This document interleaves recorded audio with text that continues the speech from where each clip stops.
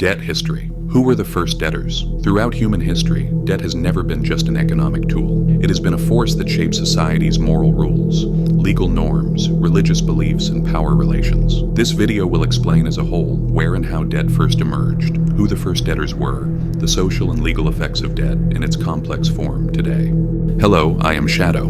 Don't forget to share your opinion in the comments. Debt existed before money. Most economics textbooks say this. Money replaced barter.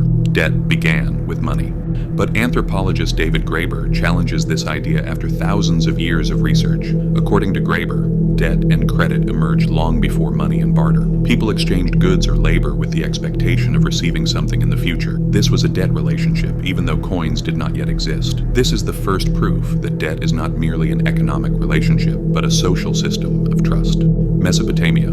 The first systematic debt records. The first written records of debt in history appear around 3500 BCE in Mesopotamia. Temples and palaces functioned like lending institutions. Farmers borrowed by promising a share of their future harvest. These debts were generally based on grain or labor, meaning people gave a product or labor today and promised repayment in the future. Even the earliest known example of a bond appears around 2400 BCE in Nippur, a debt document guaranteeing grain payment. The first debtors in history were not money-using merchants, but farmers dependent on land, seasons, and the state. Debt and social conflict. Over time in Mesopotamia, debt ceased to be merely an economic tool and became a cause of social crisis. A person who could not repay their debt could lose their freedom. This created deep inequalities, forcing kings to declare debt forgiveness. The earliest known debt amnesties were announced around 2400 BCE in cities such as Lagash. These practices show that debt was not only a relationship between creditor and debtor, but also a mechanism to preserve social continuity. Law and debt.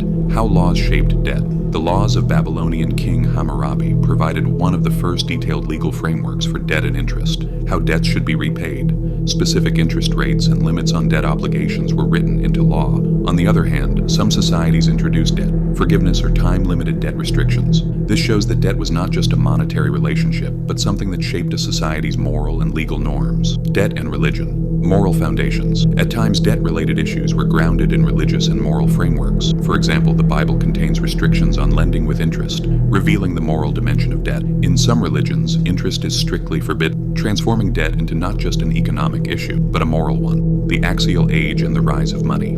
Between 800 to 600 BCE, during the period known as the Axial Age, currencies began to emerge in different civilizations. Greek, Chinese, and Indian societies started using money. Debt relationships became more sophisticated, and money spread as a unit for measuring debt. In this new era, debt became not only a social obligation, but also a tool of economic power and political control. The birth of modern debt systems. During the Middle Ages and the Renaissance, debt relations became more complex with the rise of banks and financial institutions in Europe. States had to borrow to finance wars. These debts still sit at the center of the global financial system today. Trade finance, government bonds, central banks. This development both multiplied debt and made it the core of the modern economy. The role of debt, from society to the individual. The historical journey of debt was not limited to states and palaces. Individuals also entered debt relationships throughout history. Commercial credit, consumer loans, student loans. This shows that debt is no longer just a financial burden, but a social relationship between society and the individual. The universe of debt, law, morality, and society. Today, debt is not only part of this legal system, it is a measure of social trust, reputation, and promises made to the future.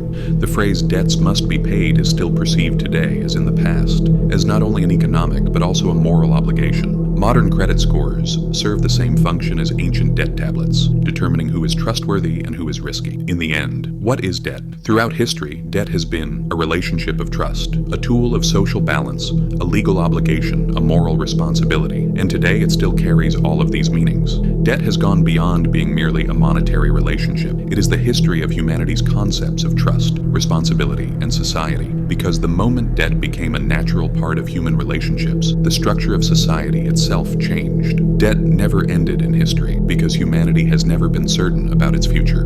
Don't forget to like and subscribe for more videos like this.